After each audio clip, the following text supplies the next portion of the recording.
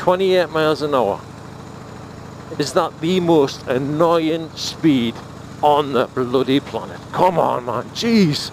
There's nothing else around and he's going 28 freaking miles an hour.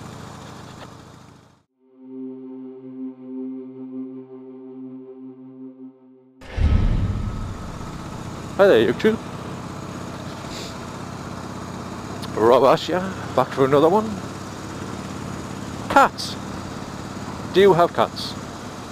Do you like cats? You should like cats. Cats are nice. Cats are soothing. Most of the time. When they're not clawing the carpet off your staircase. You little buggers. Anyway, I've always had cats. I love cats.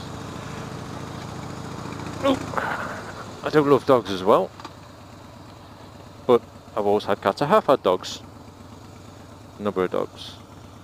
I've always had pets. It's just a bit hard to take when things go wrong and eventually they pass on. Which everything does, obviously. But how about 18 cats?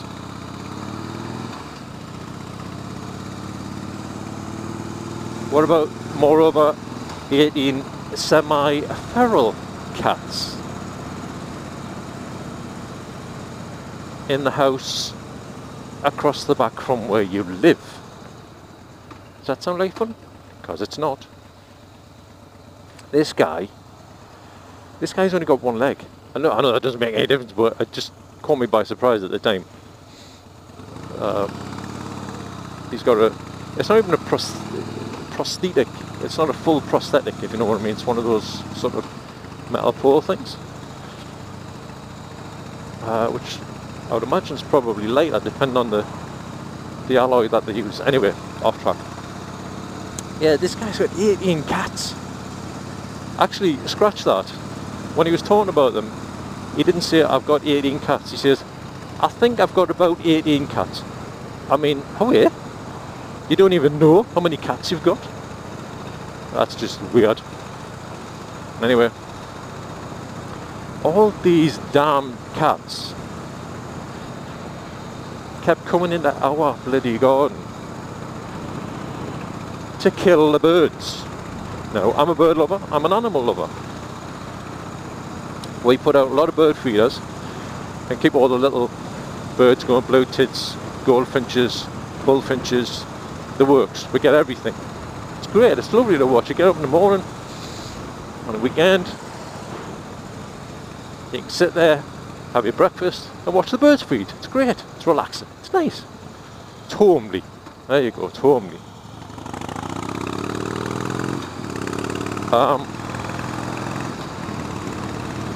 But these cats used to keep coming into the garden and we used to find these poor dead birds.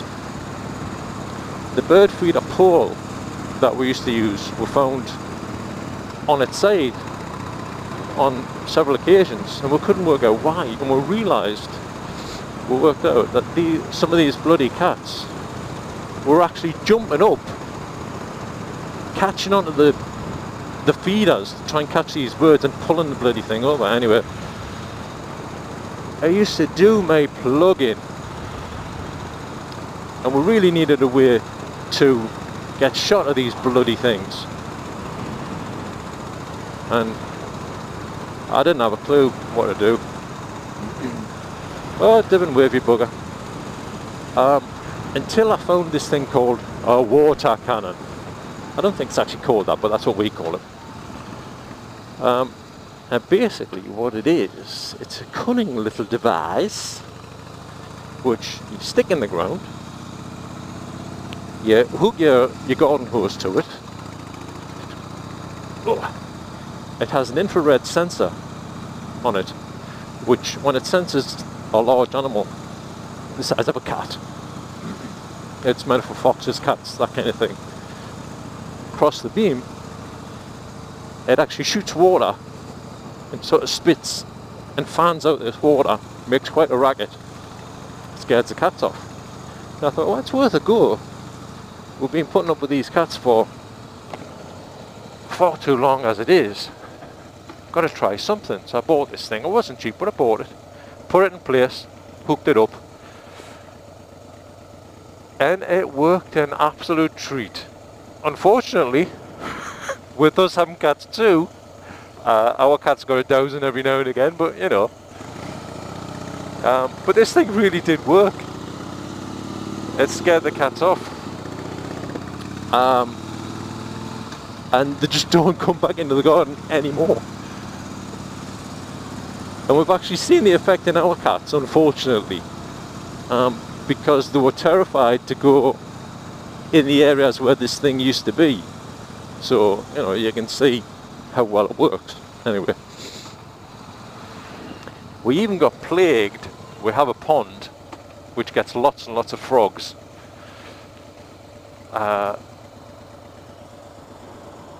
And we got pestered by a heron for a while, who would come down first light. I used to see this thing every now and again in the morning on the way to work, or just before I left for work. And used to take the frogs and off it used to go. So we actually put the water cannon pointed at the pond, because he used to land, used to wade into the pond, grab a frog, and off he went. This thing was big. So we set the cannon up, and after 2 days we didn't see it again. So it worked for that as well. So this thing I thought was actually quite a bit of a joke, turned out to be an absolute godsend. It was really cool. Anyway, just a daft little story there. We're in Newcastle today. Unfortunately, I don't really like this place. I was born and raised here, but I don't know, it's a little bit too busy for me. I like the more country ways of Morpeth. Anyway, I was just thinking about what actually got me into motorcycles originally, and I can actually remember, pinpoint the very day. It was when I was in junior school, and I turned up to school, as you do, obviously. I must have been, what? I must have been about 8 or 9 years old, I think. Walked into school and parked just inside the school gates was this big red thing. This big red two-wheeled monster, which looked to me, because I was only wee, like it was about 10 foot tall. I thought, wow, this thing's great, what's this? And belonged to one of my teachers, a chap by the name of Mr. Gott. Very cool character. I used to really like him. And I asked Mr. Gott, you know, what is it? This big huge thing, what is it? It's only got 2 wheels. It's not a car.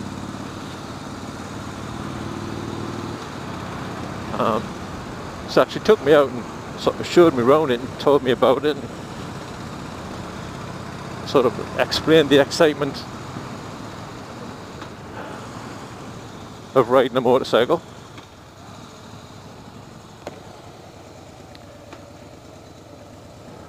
And didn't I just pass that learner?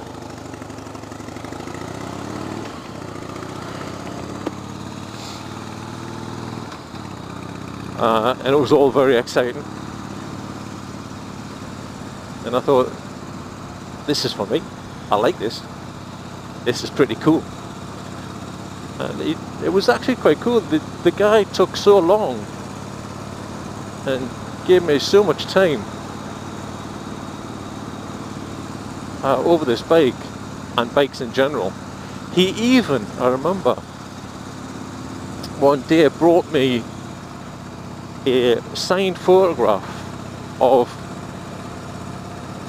the world champion sidecar racing pair And I mean, to be completely honest, it meant nothing to me. I didn't know who they were. I didn't really even know about sidecar racing. But that didn't matter. The guy had taken the time, because he knew I was interested, to do this stuff. It quite blew me away.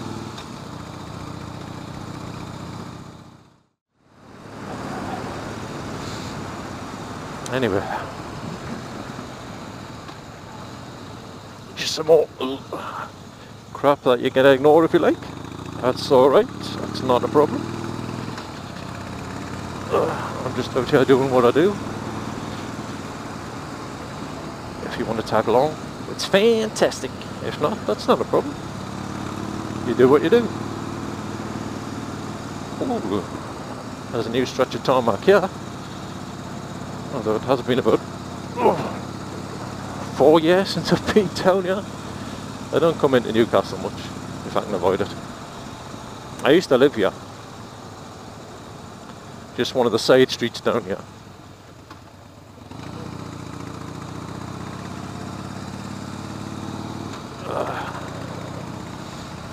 Maybe that's why I don't like it, I'm so used to it.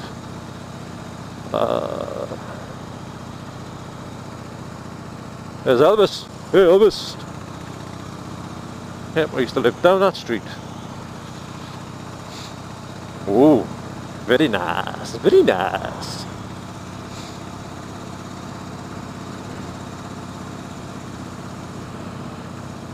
Used to buy magazines from that newsagent. Not those kind of magazines. Bike magazines. How are keep it clean, ladies and gentlemen. Inlaws. Oh, hang on a minute, let's change this. Oh no, we're alright. Yeah. Inlaws. What about those pesky in-laws, eh? Have you got the mother-in-law that plagues and pesters you, sticks her nose in, you know, tells you what to do, gives you the outside eye when she doesn't quite approve of what you're doing, always makes you feel a little bit on edge when you're around? Yes, you know what I'm talking about? Well, I pity you because I don't. My in-laws are great. I have absolutely no problem whatsoever. I wouldn't do without them. They do absolutely everything and anything for me and my wife, and I am forever grateful. They're also crazy to boot, which makes life quite fun, to be honest. My mother-in-law is an absolute dynamo. She's got more energy than I ever had, at any age.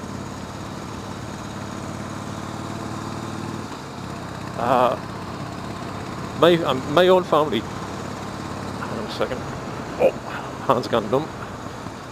My own family, basically, because of problems I had when I was a kid, they sort of disowned us. I was ostracised a little bit, and you know, they thought I was a bit of a joke, and what have you. Didn't get any respect from them. Didn't get any help. Didn't really get any love, to be completely honest. That sounds a bit rough, but you know, that's life. I got on with it. It was just one of them things. But in the 17 years that I've been with my wife, I've had more love, respect, help, anything you can name, from my in-laws than I ever got from any or all of my entire family, and it's quite a big family.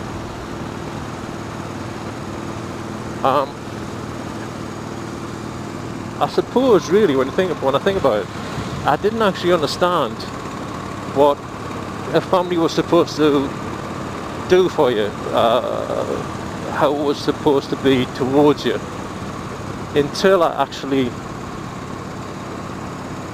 got to be with my wife and got to know her family. and sort of saw how a proper family should be. We go and see our in-laws, my in-laws, her parents, every Sunday, and I won't miss that day unless it's absolutely necessary. But you know, I won't come up with some stupid excuse not to visit. I like visiting. I mean, my wife's family and her are very intelligent people, and in all honesty, I'm not. I don't mind admitting that.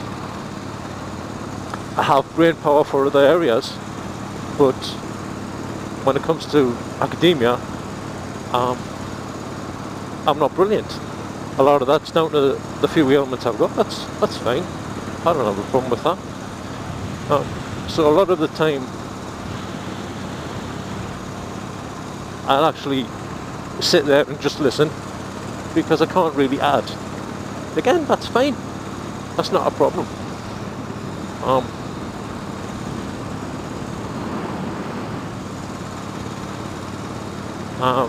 I involve myself when I can, and I sit there and eat crisps and drink coffee. That's fine. Anyway, wasn't really going anywhere with this. I just thought I'd spout on a bit. I know I know my mother-in-law might be listening to this, you see, so I thought I'd give her a little bit of a scare. Anyway, if my mother-in-law doesn't kill me the next time we see her, I'll catch you the next time. Thanks a lot, guys. See you next time.